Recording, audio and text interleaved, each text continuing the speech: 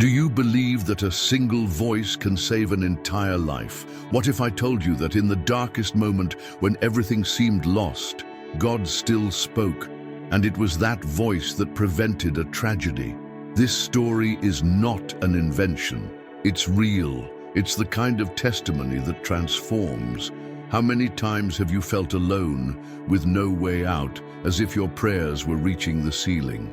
There are times when silence screams louder than any words, moments when the pain settles in the chest and the only certainty we have is the end. And it is exactly there, at rock bottom, when all resources fail, that the supernatural can happen. Today, you will hear the story of a man who lost everything, all: family, work, mental health, and in a dark room, with his hands shaking, he decided that that would be his last night. But God had not given up on him. This is a miracle story, about faith when there is no more faith, about transformation when all that's left is dust. This is a story of someone who reached the last resort, and that's where he found the answer. Maybe you are going through this right now. Maybe you know someone who is.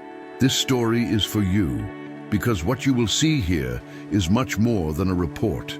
It is living proof that God still speaks, that He does not need spotlights, nor full temples, nor crowds. He can find you in solitude. He can reach you in the midst of despair. Yes, He can save you in the exact second before the end. This story will confront you. It will move you, and maybe it will remind you that there is still hope. There is still a way out, even when everything seems to say otherwise. If you've ever felt like life has lost its meaning, if you ever thought that no one cares, if you've ever cried out to God and thought He didn't respond, so pay attention to every detail of this story, because it was in the silence of an early morning, when everything was already decided, that a simple voice changed everything. And it wasn't just any voice. It was loud or chaos, with a voice that restores, the voice that still echoes in wounded hearts today. Stay with me. You need to hear what happened next. And before continuing with this story, stop for a moment and think. How many people do you know who might be experiencing this same silence right now? People smiling on the outside and screaming on the inside. People who are one step away from giving up, and who maybe just need to hear that same voice. That's why this message cannot be ignored. We live in difficult times, times where pain has become routine and despair has knocked on doors that were once full of hope. We are getting closer and closer to events that the Bible already warned us about. And if we are not careful, many will get lost without even knowing that there is still a path. God is speaking. He is showing signs.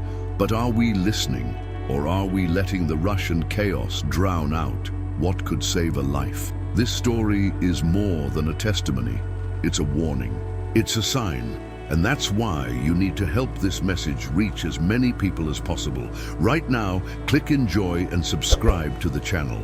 This may seem small to you, but it makes a huge difference in reaching other people. There is someone, somewhere, who can be saved because of this story. And you can be the instrument that God will use for this. Don't wait any longer.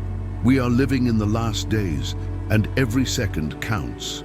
Marcos was only 34 years old, but he already carried the weight of a lifetime of falls on his shoulders. Father of 2 young daughters, he had already tasted the sweet taste of success. He owned a busy store, a reference in the neighborhood, a respected man with a schedule full of commitments and a heart full of plan. He was the type of person that many admired and secretly even envied.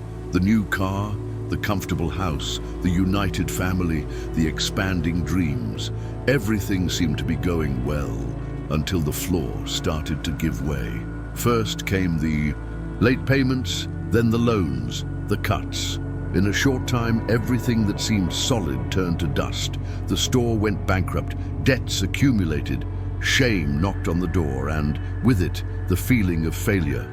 It was like a silent earthquake that no one saw happening, but that left everything in ruins. The family's smiles gave way to awkward silences, frequent arguments, and hidden tears.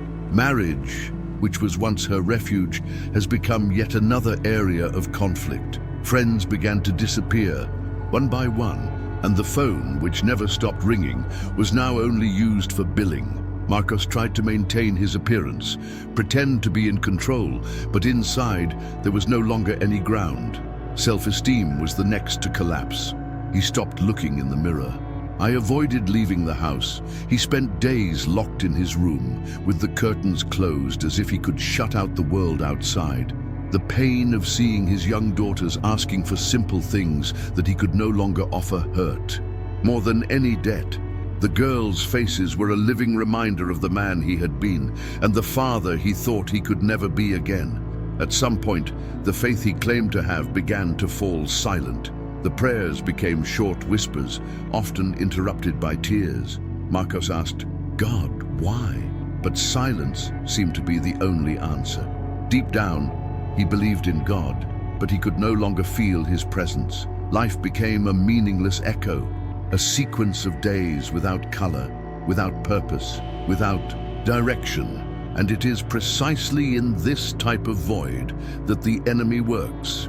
You know, that subtle thought that starts with, "Is it still worth it?" And it grows like a shadow until it turns into, "No one would really miss it." It was like that. Little by little, the idea gained ground, like a bitter seed that grows in the field of pain. And Marcos, who was once a dreamer, began to plan his own death as a form of rest. Not out of malice, not out of weakness, but out of exhaustion. Because there are pains that tire more than the body. They tire the soul.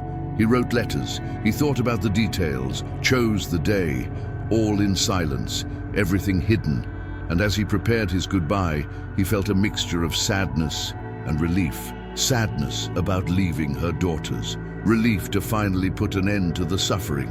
But even in that dark hour, when all noises cease and only pain remains, there was something that still pulsed inside him.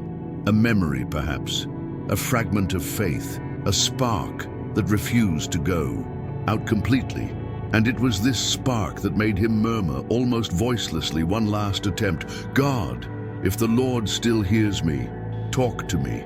Because if not, I'm going to leave." That sentence came out like a sigh, like someone who no longer expects anything. But at that very moment, something began to change. The air became different. The silence that had seemed absolute for days was broken by an invisible but real presence. A calm took over the environment. It wasn't logical. It wasn't emotion. It was something spiritual, something that cannot be explained but can be felt. And it was there, in that dark room, that Marcos experienced the first touch of the miracle. And that's when we stop and think, how many people today are living exactly this? Maybe not with the same words, not with the same scenario, but with the same weight, the same tiredness, the same suffocating silence. It could be someone who is watching you right now. It could be up to you.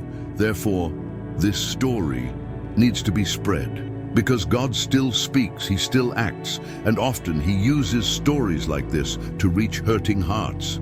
So, if this message is touching you in some way, don't keep it to yourself. Click like right now and subscribe to the channel. You have no idea how many people can be reached just by this simple gesture, and more.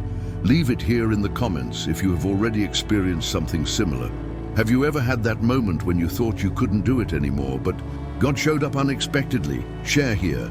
Let's make this space a place of healing, faith, and transformation, because the world needs it, needing to know that there is still a God who responds when no one else responds, that there is still hope when everything says no, that there is still a voice capable of changing everything. And what happened right after that?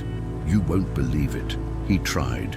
He really tried. Loans, favors, consultations, promises. Marcos did not stand still waiting for the miracle to fall from the sky. He ran after, asked for help, looked for ways out. But it seemed like all the doors were locked. With each no he received, the hole in his chest grew larger.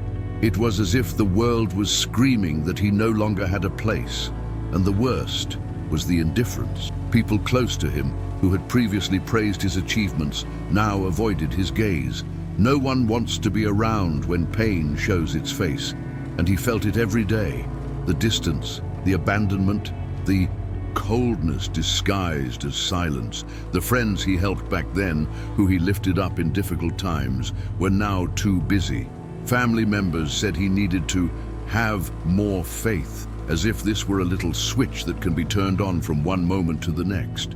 And then he started to fall silent, not responding to any more messages, isolating oneself little by little, like someone who is erasing their own presence from the world.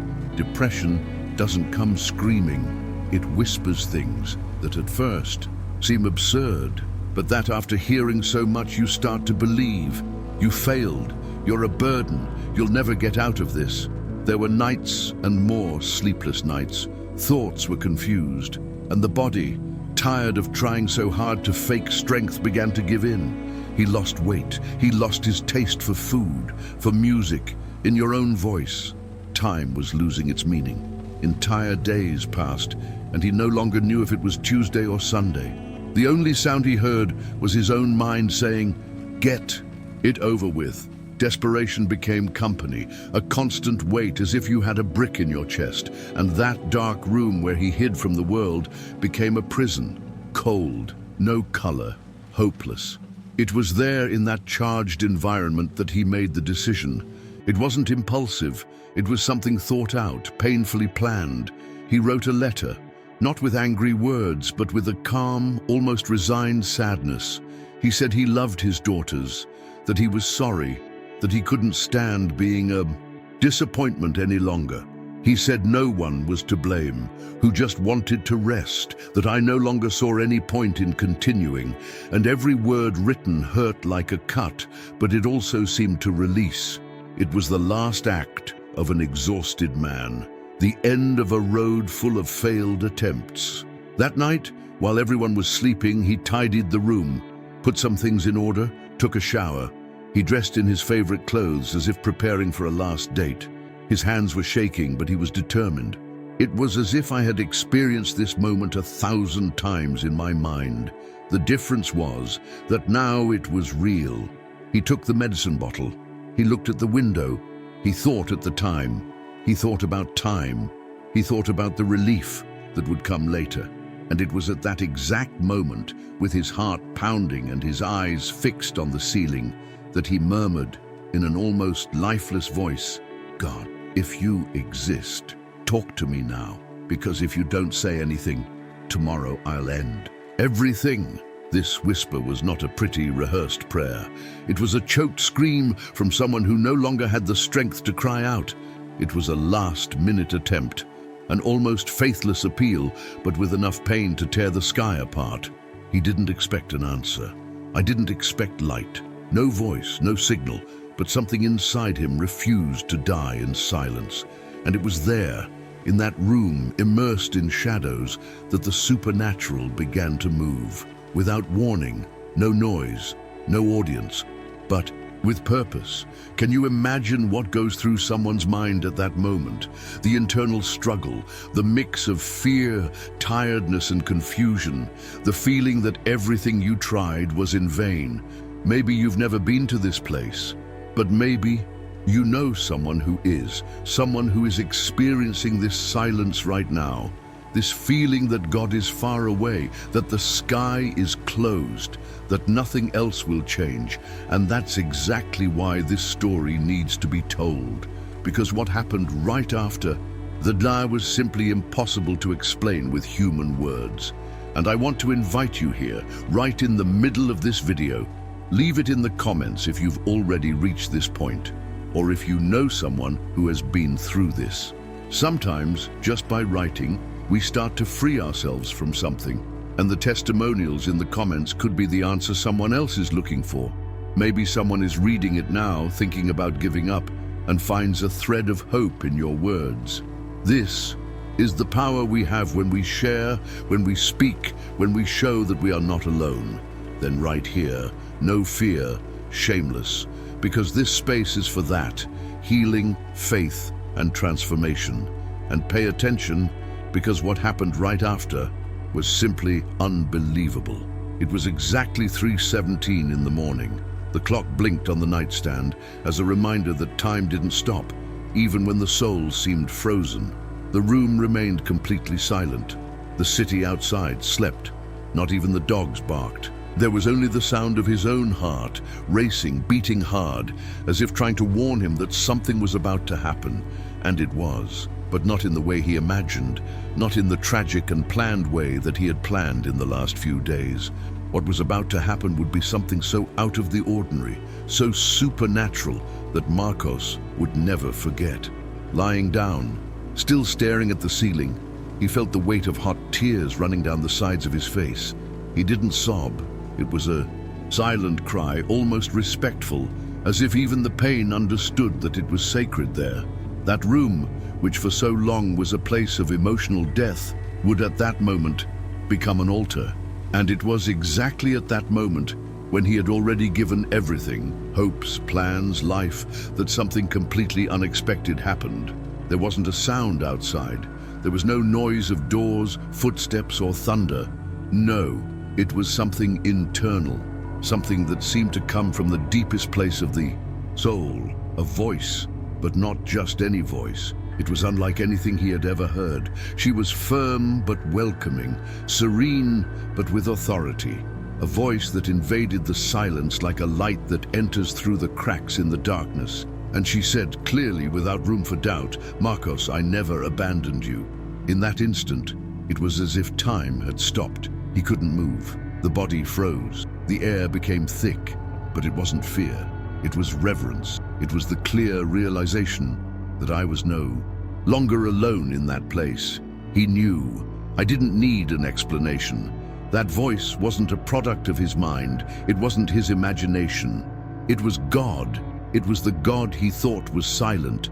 The same God he doubted was listening. The one who seemed so distant, so absent, so indifferent to his pain, now spoke to him there, face to face with his last night. And it was as if, with those few words, all the pain he had carried for years began to dissolve. An inexplicable relief invaded his chest, as if someone had lifted a ton off his shoulders. He couldn't take it. She fell to her knees on the cold ground, face to the ground, and began to cry like a child. It was no longer the silent crying it had been before. It was a deep cry of someone who had been found, from someone who felt for the first time in a long time truly seen, truly loved. It was as if his entire life flashed before his eyes at that moment. The mistakes, the successes, the failures, the falls, and at the same time, an indescribable feeling that none of that mattered anymore. The only thing that really mattered was knowing that God was still there, that he had never left him, even when he walked away, even when he rebelled, even when I wanted to give up. God remained. Marcos cried and whispered words that even he didn't quite understand. The mouth tried to follow what the heart felt, but it was impossible. How to express gratitude for something so big? How can we be grateful for having been saved, not just from physical death, but from emotional, spiritual, existential death? Because what happened there was not just a consolation. It was a fresh start. It was the first crack in the wall of hopelessness, a beam of light passing through the heart, darkened by pain. And that's exactly what many don't understand about God's actions. He does not need a crowded temple, a service full of praises, an adoring crowd to manifest himself. Sometimes he chooses the silence of the early morning, the dark room, the loneliness. He finds the broken, the forgotten, the desperate. And right there in that place where no one wants to be, he reveals himself in all his glory. Do you know what's strongest in all of this? It's just that Marcos didn't say an elaborate prayer. He did not quote verses. He did not cry out loud. He just muttered with the last bit of strength he had, "Talk to me." And God spoke. This teaches us something powerful. God doesn't need beautiful phrases. He responds to sincere hearts. And maybe at this moment, there is someone watching this video and thinking, does God still speak to me? Maybe you're asking this yourself right now. Maybe the silence is hurting inside. Maybe you think he forgot about you. But this story is living proof that God still speaks. And more, he speaks in moments when we think he has already left. And I need to ask you, have you ever heard the voice of God? Have you ever had that moment when he found you when no one else could? Share here in comments. It could be a sentence, a moment, a dream, anything. Because your comment could be the push of faith that someone needs to not give up. Yes, you can be part of someone's prayer answer without even knowing it. And what started there that morning was just the beginning of what God would do in Marcos's life. You need to know what came after. Because what seemed impossible started to happen. And it was no coincidence. It was the miracle manifesting itself. The sun that morning looked different. Marcos woke up with his eyes still swollen from crying in the morning, but something inside him had changed. I couldn't explain it in words. It was as if a weight had been lifted. An invisible presence remained there, as if the air itself was permeated with peace. It was lightness, it was hope, and it was strange, because for months he would wake up feeling like he didn't want to open his eyes anymore. But now, there was something, a small thread of light piercing the darkness still. Shy but firm, he stood up slowly, as if he was still trying to understand what was happening. Memories of the previous night came in flashes, but the voice, that voice, was engraved like a mark on his chest. Marcos, I never abandoned you. Those words repeated in his mind like an eternal echo, like an anchor in the midst of chaos. He still didn't know how everything would change, but he had understood one thing. God was with him, and that was all. It was just after 9 in the morning when there was a knock on his door, a simple, everyday sound, but in that context it seemed like a bang. He hesitated before opening it. I didn't expect anyone. In fact, no one had looked for him for a long time, and when he turned the handle and the door opened, he froze. It was a familiar face, a friend from his youth, someone he hadn't seen in at least 8 years. The two stared at each other for a few seconds, until the visitor broke the silence with a sentence that made Marcos's heart race. Man, I dreamed about you last night, and when I woke up I felt something so strong. God told me to come here. At that moment, Marcos couldn't contain his tears. It wasn't a coincidence. It was no coincidence. It was an answer. It was confirmation. It was as if the sky was opening up spiritual reality before his eyes. Because while he thought no one cared, God was already moving people, preparing meetings, writing new pages. That friend, without knowing anything, was used as a divine instrument. And that moment marked the beginning of a new season. The days that followed were different. Not perfect, but different. A kind of movement started to happen. Little things. An unexpected phone call. A message from someone asking how he was. An informal job offer. Every detail was as if God was whispering, I'm here. Keep going. Sustenance, which previously seemed impossible, began to come in surprising ways. Food at the door, bills paid that he didn't even know how, opportunities that appeared out of nowhere. It was as if the sky had opened a window he had never seen before, and with sustenance also came purpose. Because God didn't just deliver Mark from death, he raised him to live for something much greater.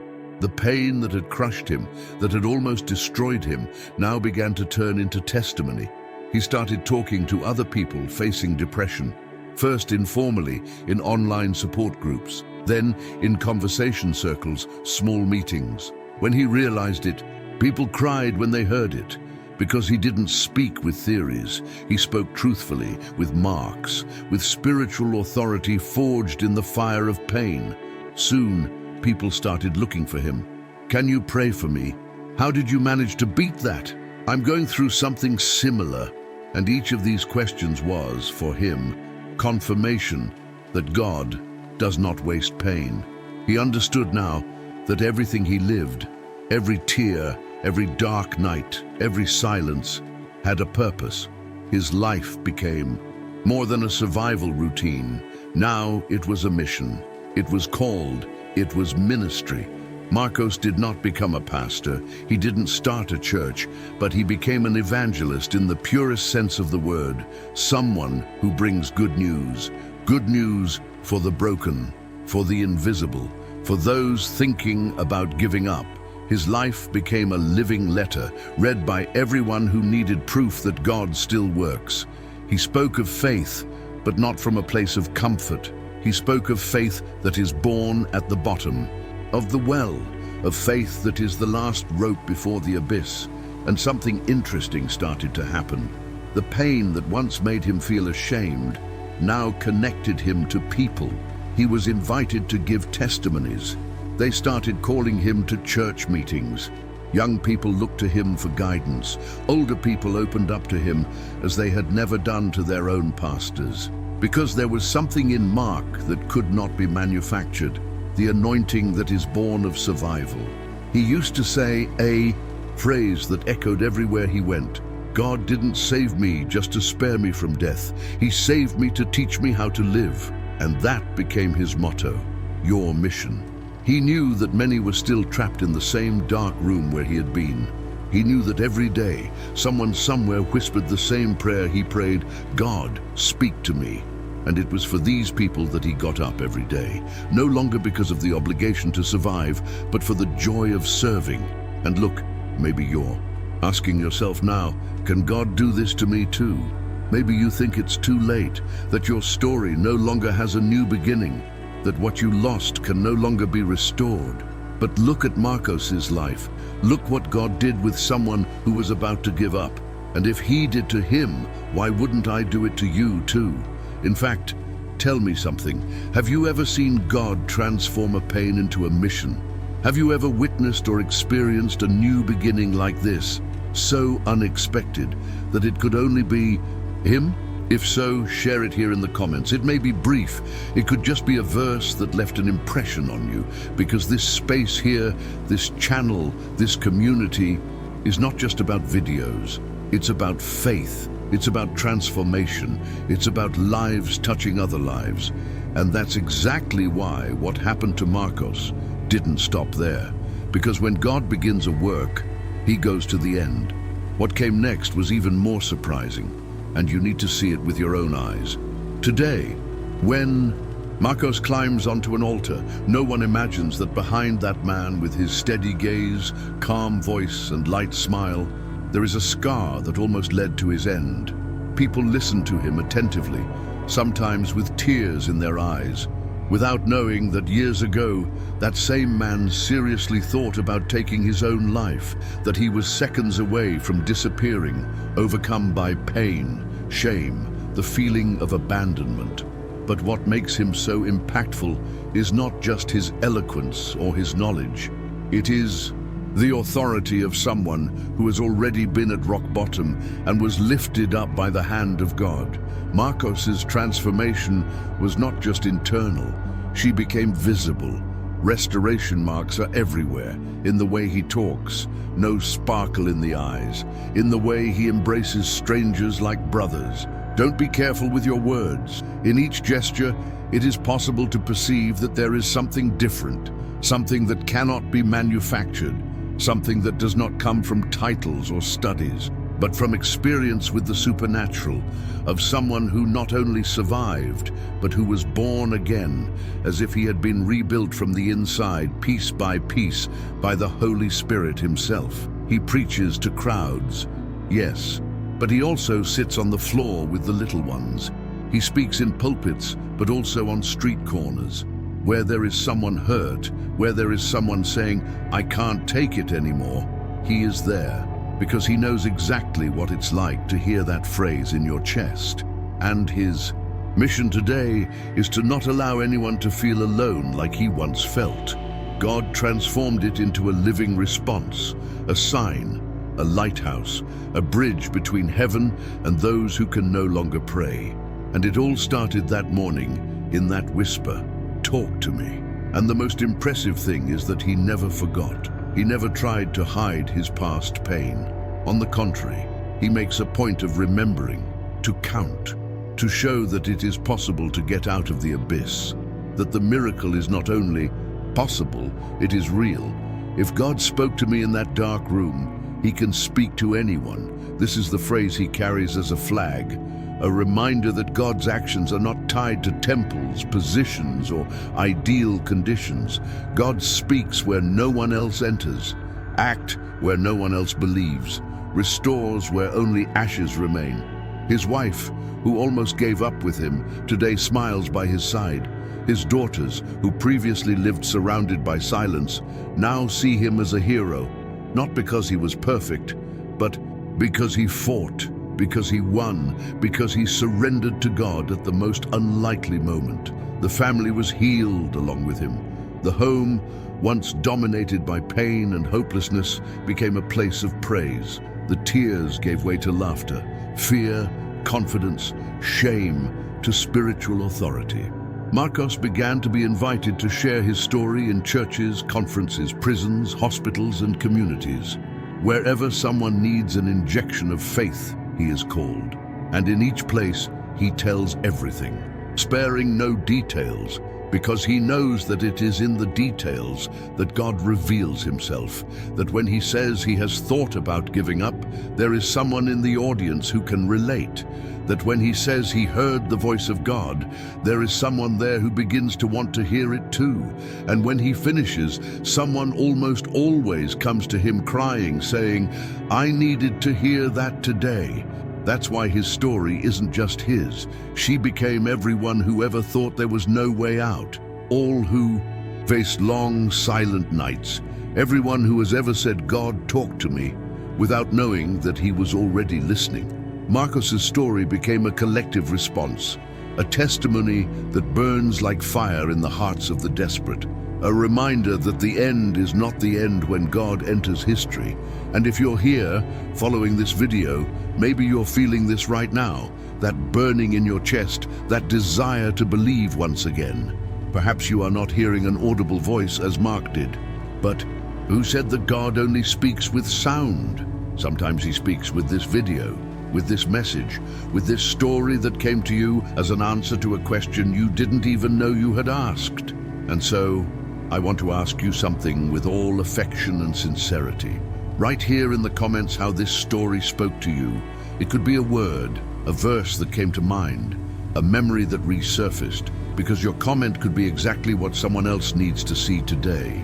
It could be the spark of hope that will light a flame in someone's heart that is fading. Believe what God did in Marcos's life, he can do in yours. And more than that, it can use you to reach other lives. Because the miracle doesn't end when the pain ends. It continues when the transformation spreads, when the story of one becomes fuel for the faith of many. And this story isn't over yet. What happened after that was even stronger. Because when God starts writing a new story, he doesn't stop at the first page. You need to see what came next. It is something that only those who believe can understand. Something that proves, once again, that with God, the impossible is just the beginning. Maybe now, as you listen to me, you are right in that place of silence. Not the silence of the absence of sound, but that of the soul, the kind of silence that hurts, the one where words no longer make sense, where prayers seem to go through the roof, in which even breathing becomes heavy. Maybe what surrounds you at that moment is not external darkness, but an internal shadow, which follows you wherever you go, which makes you hide your tears in your pillow and pretend that everything is fine in front of others. You smile on the outside, but inside there is a trapped scream, a desperate cry for help that doesn't come out loud. And yet you are here, attending, listening, feeling. That already says a lot. You may even think that no one understands this pain that is inside your chest. You might think that no one imagines the fatigue you carry, the anguish that visits you in the early morning, the lump in your throat that accompanies you throughout the day. You may be living exactly what Marcos lived. The doubt, the fear, the feeling that you have reached your limit, that he no longer has the strength, that no one really cares about, and worst of all, God was silent, that he is no longer listening, that you were forgotten in the chaos. But what if I told you no, that he is not silent, that he never was, and that what you're feeling right now, that restlessness inside, that heat in your chest, that subtle shiver, maybe it's the answer you've been waiting for so long. Maybe God is already speaking, and maybe this story you just heard isn't just about Marcos. Maybe it's about you, about this moment, about this stage in your life that seemed like the end, but could in fact be the beginning of something new. Because that's exactly what Marcos discovered. He reached the darkest point of the soul. He had already decided that he would not see the next day, but it was there, when all the voices fell silent, that he heard the voice, the one that comes from above, that penetrates the heart like no other, that breaks despair and breathes life where there was only emotional death. And that voice said, "I never abandoned you." Simple words, but they carried the weight of eternity. Words that freed, that restored, that gave meaning to what seemed useless. And if that happened to him, why wouldn't it happen to you? How many times have you looked at the sky and said, "God, if you exist, talk to me"? How many times have you cried in silence, just waiting for a sign, just one touch? Just be sure that someone is still listening to you, that this pain is not invisible, that this discouragement has an end. If this is your moment now, if this is what you have been carrying, then perhaps this story has come to you as an answer.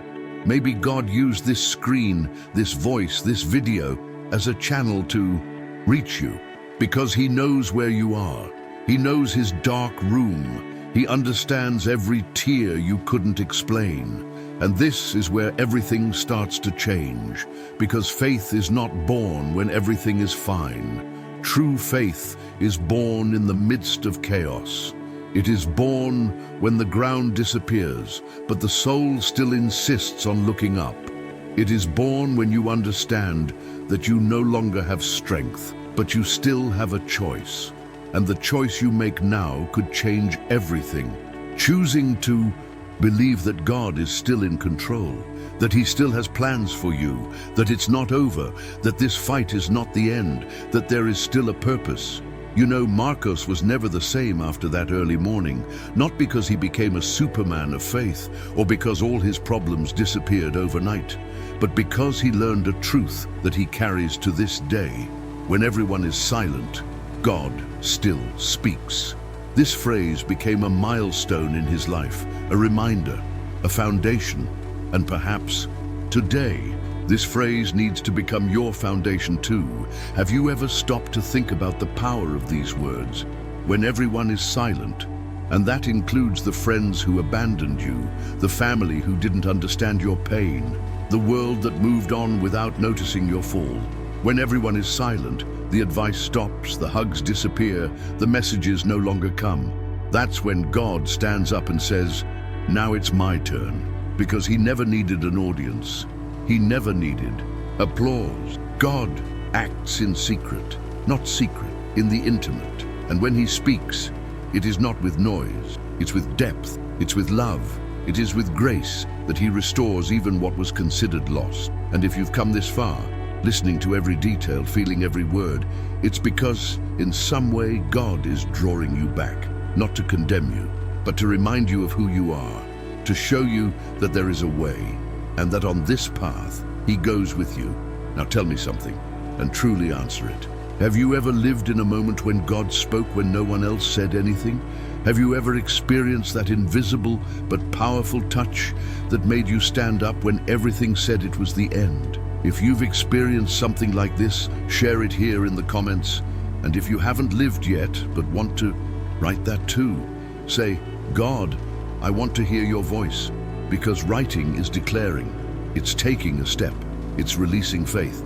And who knows, in the middle of the comments, God doesn't use someone to answer you too. Sometimes God's answer comes in the form of a story. Sometimes it comes in the form of a testimony. And sometimes it comes in the form of a comment. Then write, He speaks, share. Because this conversation here is more than a video. It's a date, a reunion perhaps, with faith, with hope, with the presence that never left you. And what God began to do in Mark, He can also begin in you. And what came next in his life, was even more surprising. What happened? Next showed that when God enters, nothing stays the same. And you need to see what happened, because this might be exactly what your heart is asking for right now. If this story spoke to you, if at any point in this video you felt something different, an inexplicable peace, a warmth in your chest, a desire to believe again, then this channel is for you. Here, you will find real stories of faith, testimonies that restore, messages that renew hope. Subscribe to the channel now and activate the bell, because every week there is content that could be exactly what you need to hear at the right time. And more than that, by signing up, you become part of a community that prays, believes, and walks together. And if you've made it this far to this exact moment in the video, I want to invite you to comment something very special to mark this. Right below in the comments, God still speaks to me. This sentence is not just a comment, it's an act of faith. It is a spiritual statement, and whoever reads it will know that you also heard his voice today. Let's fill this comment section with this powerful truth, and let God use even the words written here to touch other lives. We are together on this journey of faith, and this is just the beginning. And what God did in Marcos' life was just the beginning of something even bigger, because when heaven responds, he doesn't just restore, he surprises. In the next video, you will learn about the moment when a single choice of faith opened a door that no one would have ever imagined. A door that changed not only Marcos' life, but that of his entire family, and which continues to impact others to this day. Get ready to see how a simple act of obedience can activate the supernatural in a powerful way. What is to come will strengthen your faith and show, once again, that when God acts, it is impossible to remain indifferent. The miracle continues, and you will see it with your own eyes.